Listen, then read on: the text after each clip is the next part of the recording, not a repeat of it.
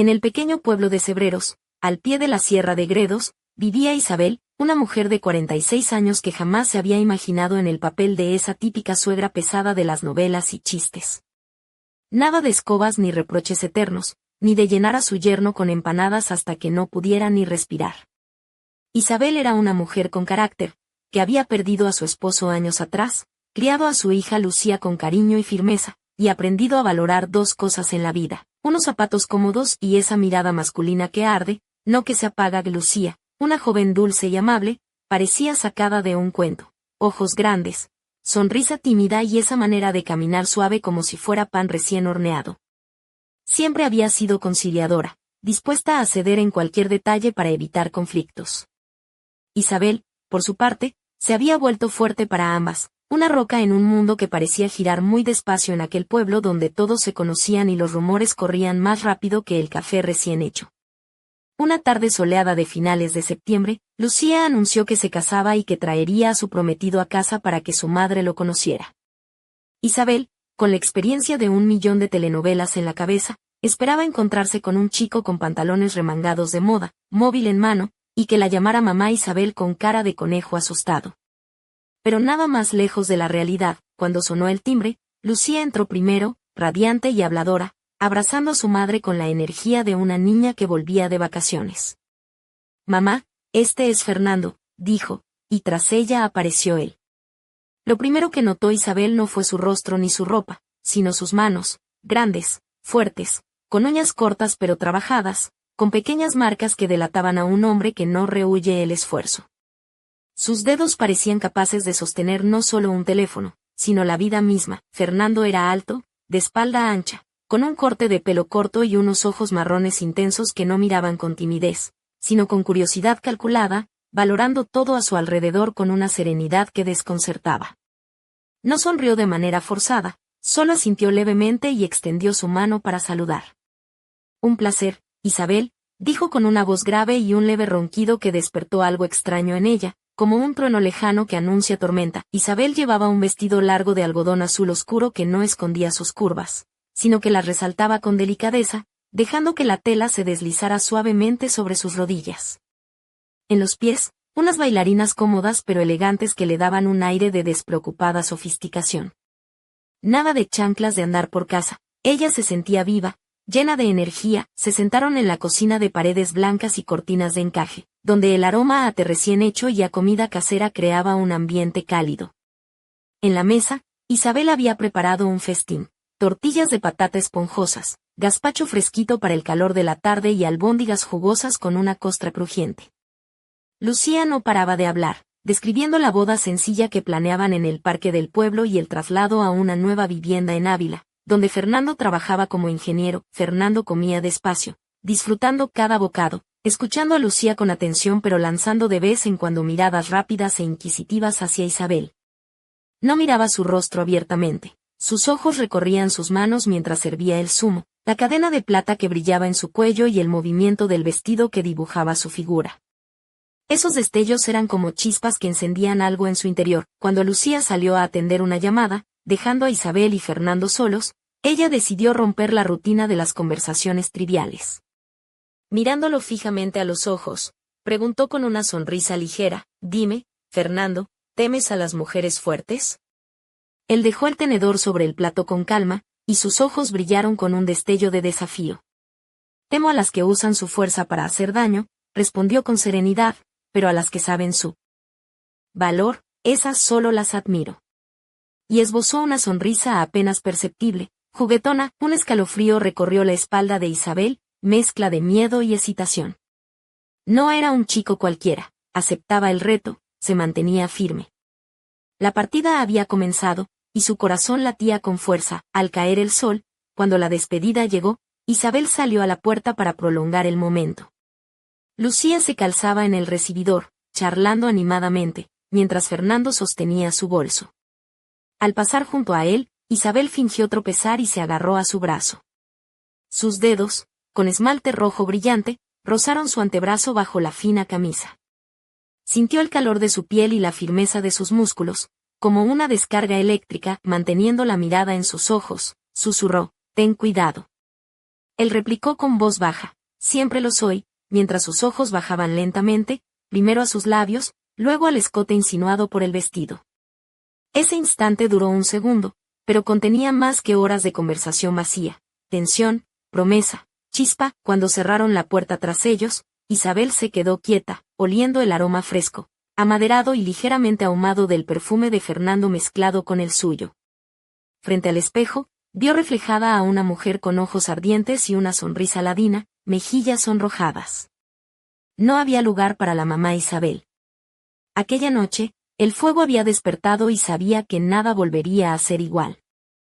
6 meses después, la boda de Lucía y Fernando en Cebreros fue una fiesta memorable, llena de risas, bailes y tradiciones que hicieron vibrar cada rincón del pequeño pueblo. Los amigos de Fernando bromeaban con el clásico rescate de la novia, regateando con un enorme bollo casero que Isabel y Lucía habían horneado con mimo, mientras los brindis resonaban con un «que vivan los novios», que retumbaba hasta el amanecer. Isabel observaba desde un rincón cómo Fernando lanzaba miradas furtivas hacia ella, esas que ya reconocía, cargadas de curiosidad y algo más profundo, oculto entre la multitud.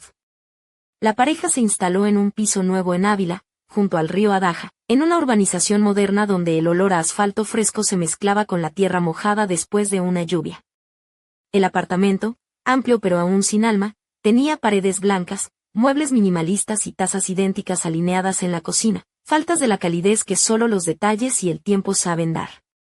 Isabel visitaba a menudo, llevando tarros de mermelada casera y consejos de madre, mientras se esforzaba por mantener viva la chispa que sentía crecer con cada encuentro furtivo con Fernando, pero no todo era armonía.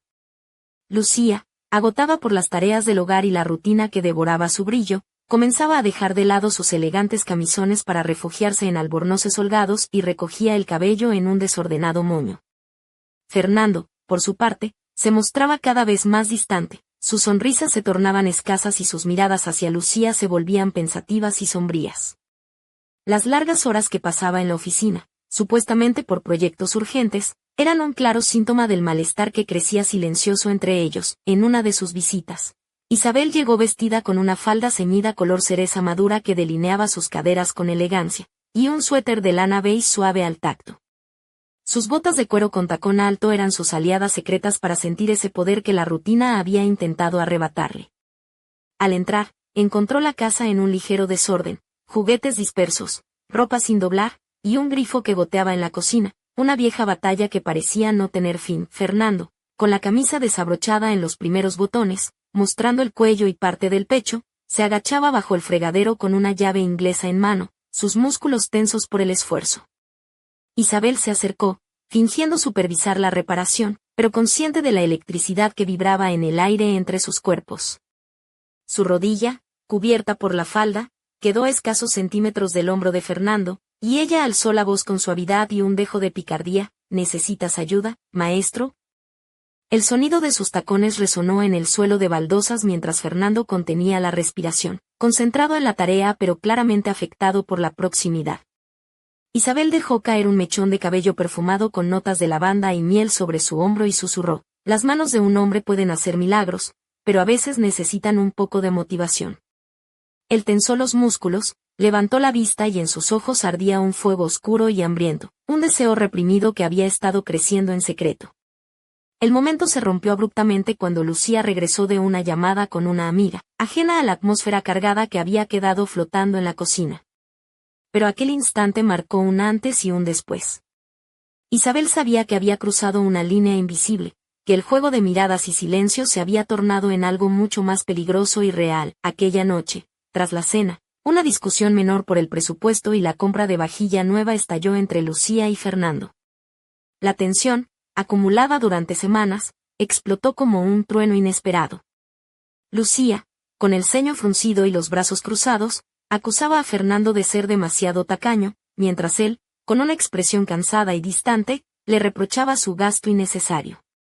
La joven se encerró en el dormitorio, haciendo crujir la puerta con un portazo que resonó en toda la casa, y Fernando se quedó solo en la mesa, mirando fijamente una taza de té ya frío. Isabel se sentó frente a él, calmada, vertiendo lentamente su propio té, y con voz suave pero firme le dijo: «No te enfades con ella, Fernando. Solo está cansada, como todos nosotros. Él levantó la mirada, y en sus ojos cansados brilló una sombra de desesperación. Isabel, no estoy enfadado.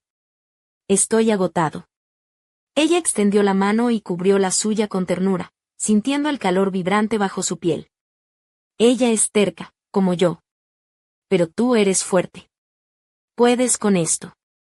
Confío en ti. Fernando apretó los dedos, y un temblor recorrió su cuerpo. Su mirada se desvió hacia el rostro de Isabel, y en ese silencio denso se leyeron todas las dudas, la fatiga, la culpa y el anhelo que le carcomían por dentro.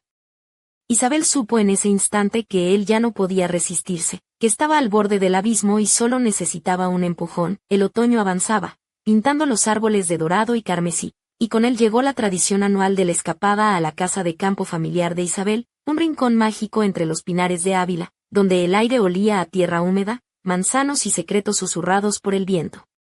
Allí, lejos de las miradas indiscretas, sabía que la relación con Fernando alcanzaría un nuevo nivel, sin máscaras ni fingimientos. Isabel eligió para la ocasión un vestido suelto de color oliva, que se movía con el viento y delineaba su figura con delicadeza, dejando entrever un sutil brillo de piel en el escote, húmedo por el esfuerzo del trabajo en el jardín.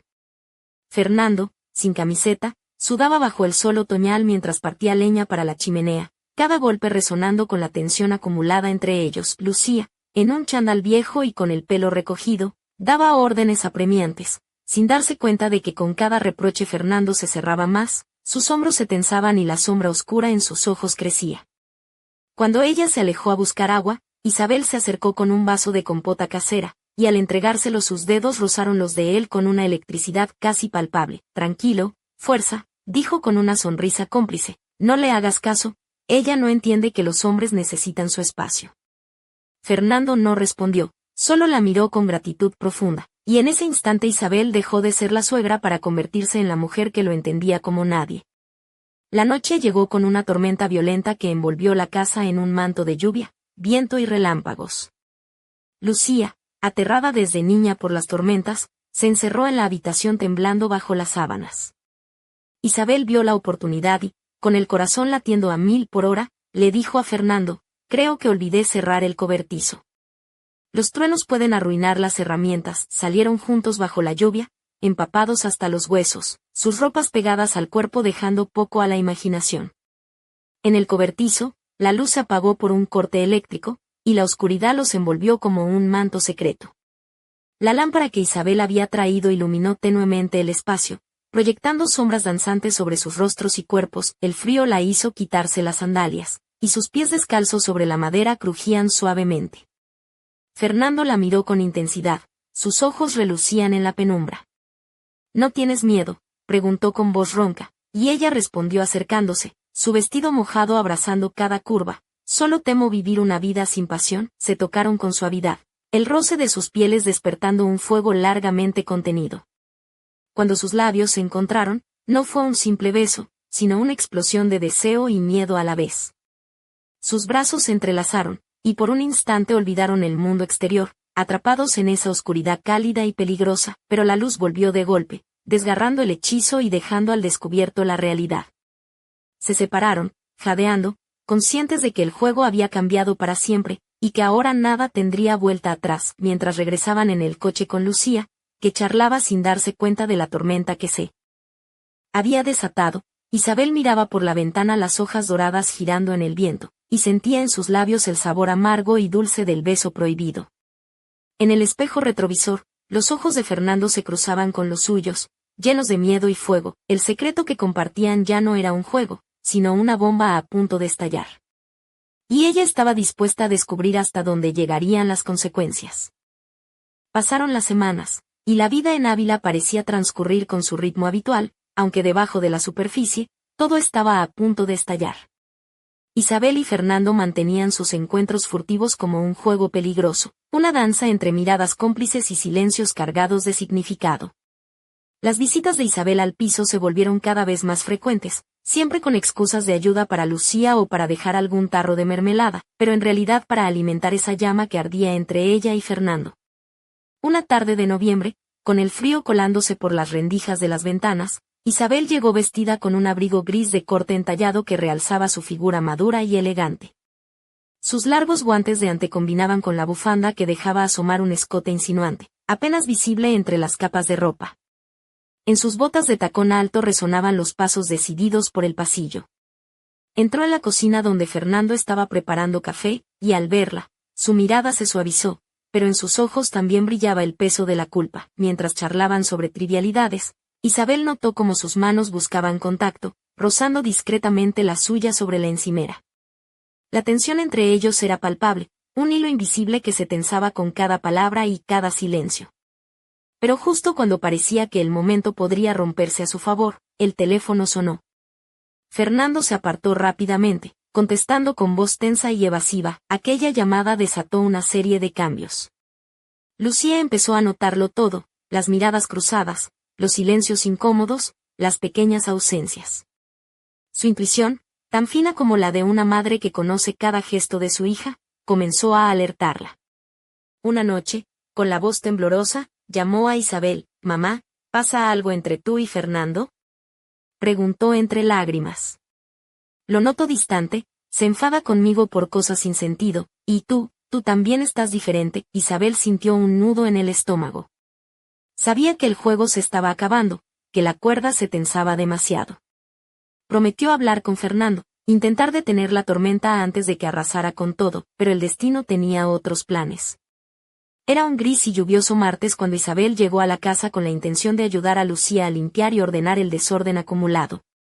La hija salió a comprar pan y leche, dejándolos solos por un breve momento que parecía eterno. En el pasillo estrecho y apenas iluminado, sus cuerpos chocaron accidentalmente, o quizás no tanto. Fernando la agarró con fuerza por la cintura, y sus labios se encontraron en un beso desesperado, lleno de fuego y miedo. Era un beso que hablaba de secretos, de deseos prohibidos y de una pasión que no podía ser ignorada. Isabel sintió como el mundo se desvanecía a su alrededor, concentrada solo en ese contacto eléctrico. Entonces, el sonido de una llave girando en la cerradura lo sacudió como un golpe. La puerta se abrió y allí estaba Irina, la amiga de Lucía, con una bandeja de empanadas en las manos, lista para celebrar un pequeño aniversario. Su sonrisa se desvaneció al ver la escena. Isabel y Fernando tan cerca, con la respiración agitada y los ojos llenos de culpa. El silencio se hizo insoportable. Irina dejó caer la bandeja, y el ruido del pastel estrellándose contra el suelo resonó como un disparo en la casa. Sin decir palabra, dio media vuelta y se marchó, dejando tras de sí un aire de condena y tragedia. Isabel y Fernando se quedaron paralizados, sabiendo que la barrera había sido rota y que nada sería igual. El pastel destrozado en el suelo era el símbolo de su mundo roto, y la realidad golpeaba con fuerza. Fernando fue el primero en reaccionar, susurrando con voz rota y ojos perdidos: «No es culpa mía, esto se acabó». «Es el fin». Isabel, con la mente agitada, intentó buscar una salida. «No puede ser el fin. Todavía podemos arreglarlo. Dile que fue un accidente, que no pasó nada». Pero él la miró con miedo y rabia, como si la verdad fuera un cuchillo. ¿Viste su cara? Lo entendió todo en un instante. ¿Qué hemos hecho, Isabel? ¿Qué hemos hecho? La desesperación se tornó en ira contenida. Isabel se acercó, sus ojos brillando con determinación y dolor. ¿Y tú? ¿No fuiste tú quien me besó como si fuera el último día? ¿No fuiste tú quien buscó estos encuentros secretos? No te hagas la víctima ahora. Fernando se llevó las manos a la cabeza, atrapado entre la culpa y el caos. Irina nos dará tiempo, tal vez un día o dos, pero después, ¿qué le diré a Lucía? ¿Cómo le explicaré esto? Isabel sostuvo su rostro entre las manos, obligándolo a mirarla a los ojos. Dile la verdad. Dile que te enamoraste de otra mujer. De mí. Él la miró como si hubiera perdido la razón. No entiendes. Esto no es un juego para mí sí lo es.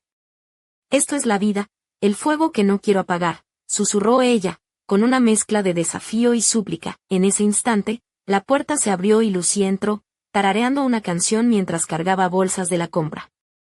Al ver el desorden en el suelo y las miradas tensas, se detuvo, confundida. ¿Qué ha pasado aquí? Pero la respuesta tardaría en llegar, porque en ese momento el silencio se rompió con un estruendo de tormenta, y todos supieron que la tormenta real apenas comenzaba.